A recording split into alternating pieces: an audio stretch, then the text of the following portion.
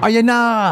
Bang! Mamushi, inatake si Boruto. Talsik, turpit, lipad nga si Boruto dito. Bang! Ops, teka, relax lang muna mga pare koy. Inojin, kakalbuhin daw ni Boruto kapag pinaiyak nga daw si Himawari kahit isang beses. Boy, yari ka. Siguradong kalboletics ka pang nagkataon. Shikamaru, naglagay na nga ng mga grupo o mga team na silang babakbak nga sa mga nagkakalat na Mamushi. Boruto Uzumaki, gumamit na nga ng karma dito laban kay Mamushi. Mamen, anong nangyari? Delikado to dahil nga baka lumabas sa kanya si Momoshiki. So ilan lamang yan mga pare koy sa mga panibagong kaaya-ayang pangyayaring naganap na pinakita dito sa Boruto Time Skip to Blue Vortex Chapter 28 Full Review. At tara na nga mga pare koy at umpisa na nga natin. So bali nga ang cover page natin para sa chapter na ito ay ito nga si Sumire na hawak-hawak nga ang panibagong sandata o enhanced version ng sandata ni Boruto. At ang first panel naman para sa chapter na ito ay ito nga si Inojin Yamanaka na nag-uumpisa na nga na magsanay ng kanyang panibagong teknik na itinuturo nga sa kanya ni Kashin Koji na siyang ipanglalaban o ipangtatapat nga daw nila laban kay Mamushi. At habang ginagawa nga ni Inojin ang bagay na yan, dito nga sinabi ni Koji na magaling nga daw ang ginagawa nitong ni Inojin dahil more or less nagagawa na nga din daw agad ni Inojin na makalikha ng mga shape na idinagdag naman dito ni Boruto. Nakahanga-hanga nga daw. Lalot kung iisipin nga daw kasi nagawa nga daw kasi agad ni Inojin na ma-master ang teknik na ito sa loob nga lang daw ng isang araw. Na siyang sinagot naman sa kanya dito ni Inojin, nalilinawin nga lang daw niya dito kay Boruto na ang purpose nga lang daw ng pagtulong niya is para sa Konoha at para nga daw kay Himawari. Hindi nga rin daw ito nangangahulugan na pinatawad na nga daw niya si Boruto or kahit tinatanggap man lang ito bilang kakampi. Na siyang sinagot naman sa kanya dito ni Boruto na ganun nga din daw ang turing niya dito kay Inojin dahil tatandaan nga daw ni Inojin na kapag pinaiyak nga daw niya si Himawari kahit isang beses lang sisiguraduhin nga daw ni Boruto na kakalbuhin nga daw niya itong si Inojin. Mamen, yari ka talaga dito. Magiging instant barbero talaga si Boruto sa'yo once na paiyakin mo ang kanyang kapatid na si Himawari. At pagkaalis nga din ni Boruto dito dito nga sinabi nga rin ni Inojin na bakit nga ba daw nasabi ni Boruto sa kanya ang bagay na yon, na ibig sabihin nga daw niya na sino nga ba daw si Boruto para sabihin sa kanya ang bagay na yon. Samantalang si Boruto naman daw ang kaisa-isahang nilalang na sumira nga daw sa angkan ng Uzumaki. At matapos nang ipakita ang mga eksenang yan,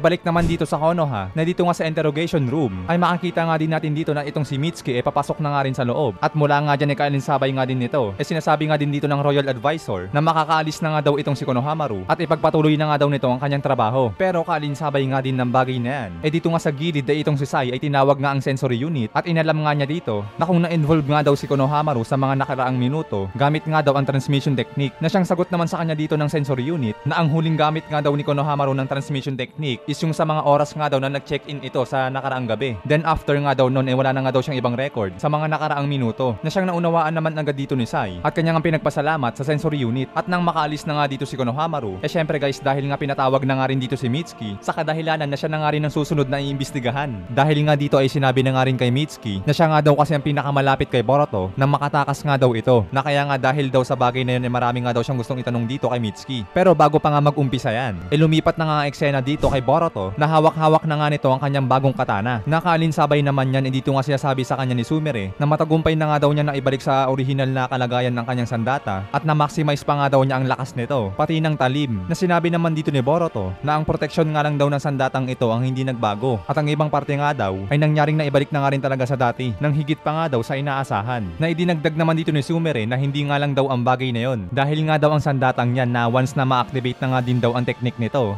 kusa na nga din daw mako-configure ng sandatang ito na ma-maintain nga daw ang technique dito. Pero sinabi naman dito ni Boruto na ang sandata nga daw na ito parang ina-absorb nga daw ang kanyang chakra. Na sinabi naman sa kanya ni Sumire na oo, tama nga daw ang bagay na yon pero wag na nga daw mag-alala pa si Boruto doon dahil nga daw kasi dyan hindi na nga rin daw kinakailangan pa ni Boruto na mag-maintain ng kanyang chakra or i-focus pa ang kanyang chakra sa sandata dahil nga daw ang epekto ng sariling sandata na yan ay patuloy nga daw nadadaloy o gagana yan. Mananatili o magiging active nga daw ang pag-absorb ng chakra niyan as long na hawak nga daw ito ng user. Pero mag-iingat nga lang daw si Boruto dahil kung may someone nga daw o may ibang tao nga daw na humawak ng sandatang yan mabilis naman daw i-drain ng sandatang ito ang chakra ng ibang hawak dito. So means to say guys, si Sasuke, Boruto at Sumire nga lang din ang mas maiging humawak sa sandatang ito or else pag ibang tao or ibang ninja mabilis nga daw magde-drain o manghihigop ng chakra ito na sa madaling madaling salita mga pare koy, sila Sasuke, Boruto at Sumire nga lang din ang may naka-register na chakra sa sandatang ito. But anyway guys no, matapos nga sabihin ni Sumire yan, dito nga naunawaan na nga rin ni Boruto na may parang scientific ninja tool nga daw ito na naka-built-in nga para sa kanilang mga chakra. Napakaangas nga daw talaga ng bagay na to. Pero idinagdag pa nga dito ni Sumire na hindi nga lang din daw ang bagay na yan, dahil nga daw ang sandatang yan ay ginamitan pa nga daw ng special material na ikinumbi na nga daw dito. At matapos ngang ipakita ang mga eksenang yan, lumipat naman ng panel dito sa mag-amang Shikamaru at Shikadai, na dito nga isinasaysay ni Shikamaru ang patungkol sa mga Divine Tree, sa mga Human Divine Tree which is ang mga Shinju, na aatake na nga daw ang mga ito sa mga susunod na araw, at ang magiging battlefield nga daw ay ang bayan ng Konoha, na sinabi naman dito ni Shikadai na gagawin pa nga rin daw ni Shikamaru ang bagay na to matapos nga daw dumating o pumunta sa bayan ng Konoha ang buwisit nga daw na si Boruto, at ang ito nga ay parang nakipagkampihan pa nga daw dito. Si Boruto nga daw ay isang klase ng kriminal na pumatay sa ikapitong Hokage, at kailan pa nga daw pinatawad ni Shikamaru ang taong yon. Magagawa nga ba daw talaga ni Shikamaru ang bagay na to bilang Hokage? Ganyan nga ba daw ituring ni Shikamaru ang isang traitor na si Boruto? Na sinagot naman sa kanya dito ni Shikamaru, magmula nga daw na tinanggap niya ang posisyon na to, may isang bagay nga daw na sinigurado niya sa kanyang puso na hindi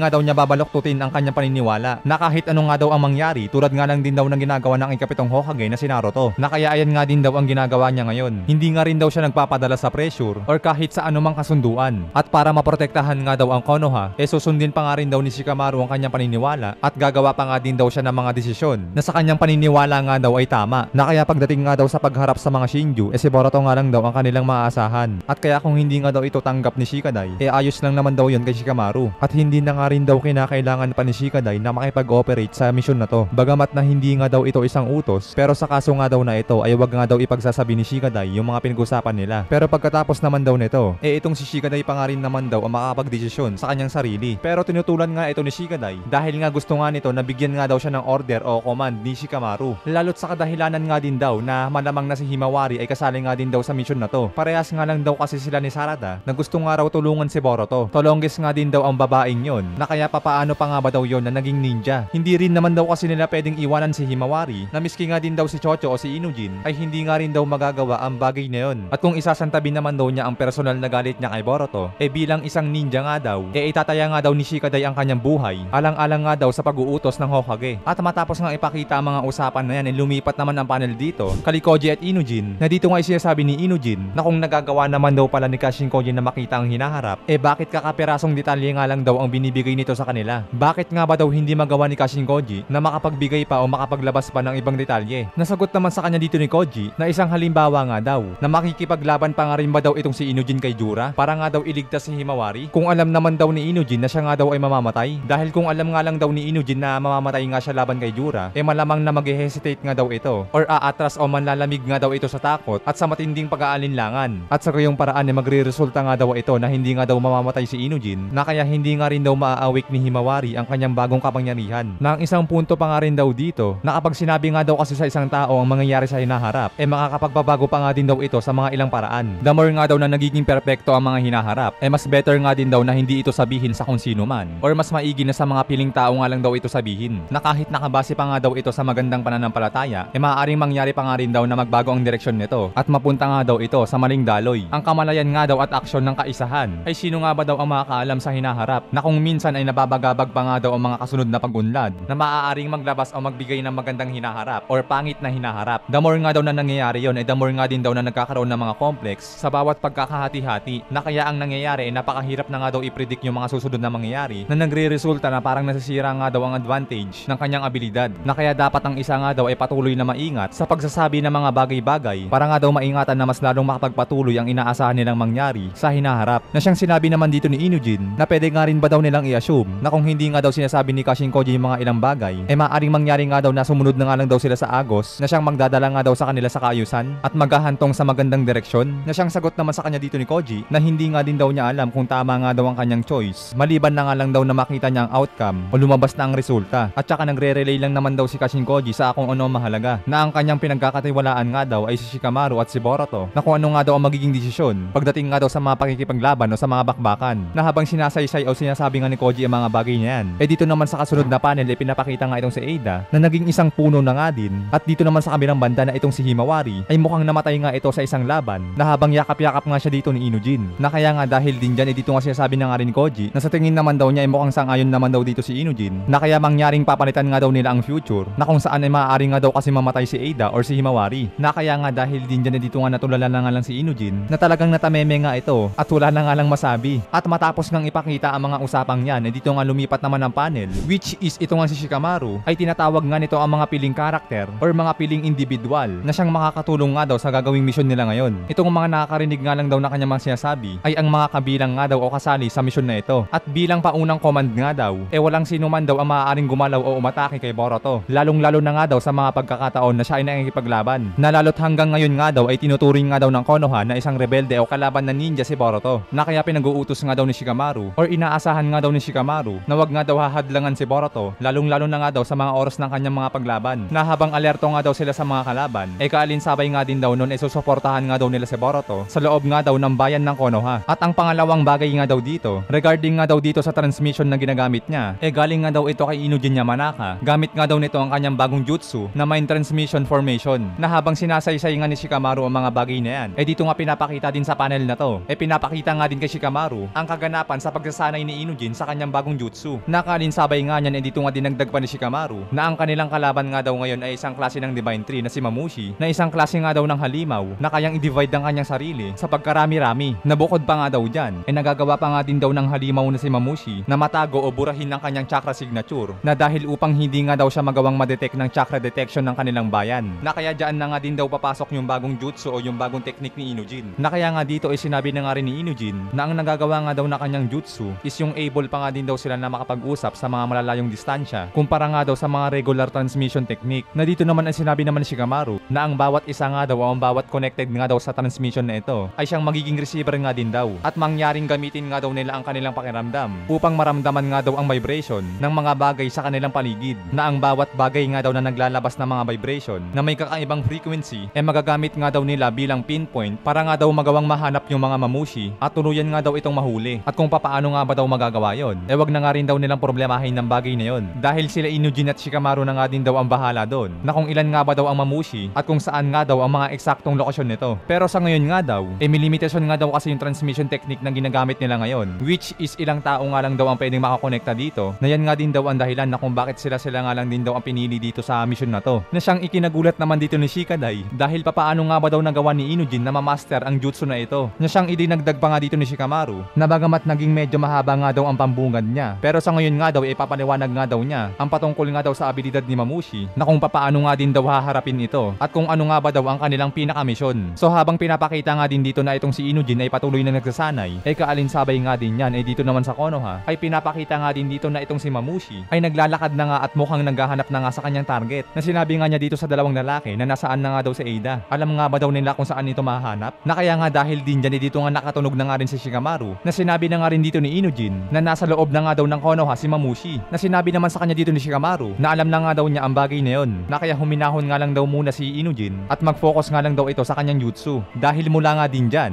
agad-agad na nga rin na-report ni Shikamaru kay Kashinkoji ang pinaka-eksaktong lokasyon ng isang Mamushi. At nang ma-receive nga ito ni Kashinkoji, agad nga rin naman niya sinabi kay Boruto ang pinakamalapit na lugar na pwede niyang puntahan, na siyang pinakamalapit nga din sa lokasyon ni Mamushi. At kaya mula nga dyan na makuha na nga ni Boruto, agad-agad nga rin ito ng teleport at nang makarating na nga agad ito sa kanyang lokasyon, dali-dali na nga agad itong lumipad. Na habang bad trip naman dito si Shikamaru dahil nga hindi nga daw niya akalain na mas mapapaaga pa ang pagpunta ni Mamushi dito. Nasagot naman sa kanya ni Koji na sinabi na nga daw niya kasi dito kay Shikamaru na ang kapalaran nga daw ay nag-uumpisa na nga daw magbago, na siyang ikinabusit nga din dito ni Kawaki at hintayin nga muna daw siya ni Boruto. At matapos nga niya lumipat naman ng panel dito kay Ada, na sinasabi pa nga ni Ada dito na ang halay nga daw nang nakikita niya ngayon, na kaya parang naduduwal o nasusuka nga daw siya. Na sinabi naman sa kanya dito ni Daemon na wag na nga daw mag-alala sa Ada dahil hindi nga raw niya hahayaan na mahawakan man lang daw siya ng mga Mamushi na yon. Na dito naman sa kamila ay pinapakita nga rin si Sarada na sinasabi nga nito na pupunta na nga daw siya doon, pero pinigilan naman agad siya dito ni Shikamaru at sinabi nga nito na sandali nga lang daw dahil given nga daw na isa sa kanyang mga abilidad. Expect na nga din daw nila na magmumultiply ito, na malamang na magpapakalat nga daw ito sa iba't ibang parte ng Konoha. Na kaya itong Team 10 ay pumunta o pumesto nga daw doon sa D-East, at habang ang Team 7 naman daw ay pumunta o pumesto nga daw doon sa Sector B, which is sa North. Nakaaninsabay naman yan,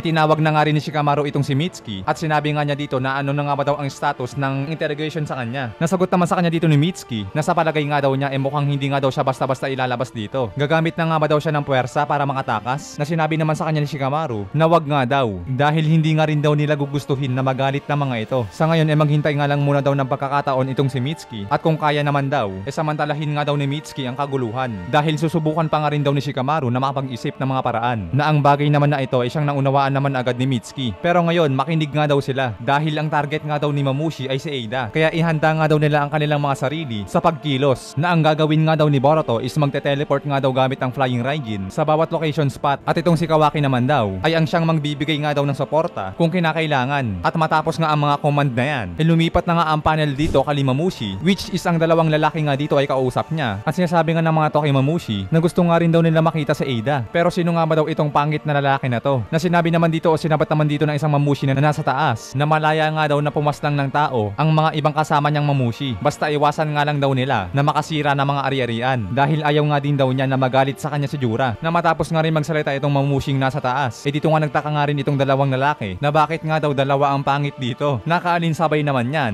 umalis na nga din itong isang Mamushi na sinasabi pa nga nito na kung hindi nga daw nila alam kung nasaan si Ada, pasensya na nga rin daw at nakaabala pa siya. Ngunit subalit datapwat bago pa nga makalayo itong isang Mamushi, dito naman sa kasunod na panel mga pare ko heto na. Dumating na nga si Boruto dito at mula nga dyan ayan na! Bang! Isang wasiwas nga ng katana ni Boruto dito at hiwa nga itong Mamushi. Mamen! Hati nga agad sa tatlo itong mukha ni Mamushi nang napakabilis habang sinasabi naman niya dito sa dalawang lalaki na kung ayaw nga daw nila mamatay, umalis na nga daw sila sa lugar na to. Pero mula nga din sa itaas makikita natin dito na ang pagkarami-rami pa nga Mamushi at ang mga ito nga ay sabay-sabay na nga rin na umatake kay Boruto. Bang! Nakaalinsabay naman yan dito nga sinasabi ng dalawang lalaki kanina na bakit nga daw nandito si Boruto. Sagot naman na kanyang tropa na sino nga ba daw ang nakakaalam. Kaya kinakailangan nga daw nila na magmadali at i-report na nga daw nila ito sa mga pulis. Nakaalinsabay nga din yan dito nga pinagwawasiwas na nga rin ni Boruto yung mga ibang Mamushi. Pero dahil nga masyado itong marami, kaya nga dahil din dyan guys, ang kasunod na nga na panel dito na pinapakita ay heto na. Bang! Sapul nga si Boruto dito sa isang Mamushi na umatake nga sa kanya sa likuran. Talsik turpit nga siya dito. Bang! Pero mabuti na nga lang at naiwasan niya agad yung sumunod na atake na nagawa nga agad niya na makatayo. Pero dahil nga na mabilis nga talaga kumilos itong mga Mamushi, mula nga dyan nakalikha nga agad ito ng mga pag-atake at mukhang nag-release nga ito bumitaw ng katonjutsu. Bang! Namula nga dyan dito makakita din natin na maaabutan na nga si Boruto na mukhang mahihirapan na nga din siya na gumamit ng teleportation. Pero bago pa nga madali si Boruto ng apoy na yan, dito naman sa kasunod na panel mga pare ko pinapakita na unti-unti na nga nawala ang mga apoy dito dahil nga dito pinapakita rin ang karma ni Boruto na naka-activate na nga ito at mukhang ito nga yung ginamit niya para mahigop o mawala yung mga apoy habang ang ibang apoy naman ay kumakalat nga sa ibang building na kaya nga sinabi ng isang Mamushi dito sa isang Mamushi pa na tolongges nga daw ito dahil nga daw kasi pati building ay dinamay nga nito. At ang huling panel nga na pinapakita dito mga pare ko ay ito nga rin isang Mamushi ay sinasabi nga ang patungkol sa karma ni Boruto na sinasabi nga rin naman ni Boruto dito matapos niyang gamitin ng kanyang karma na hindi nga daw siya sanay sa ganitong kakaibang pakiramdam sa tuwing mag-a-absorb nga daw siya gamit ng karma. So ayun nga guys ang huling panel dito na pinapakita para nga dito sa chapter 28 ng Boruto Time Skip to Blue Vortex. Yari ka ngayon Mamushi, nasira mo o nasunog mo yung mga ilang parte ng building na siyang ayaw nga ni Jura na mangyari. Siguradong palo ka sa tatay mo boy. At hanggang dyan nga guys ang ating talakayan for today's video patungkol nga dito sa Boruto Time Skip to Blue Vortex chapter 28. See you in the next chapter mga pare ko. Hanggang dito Anime Tagalog Talakayan nagpapaalam.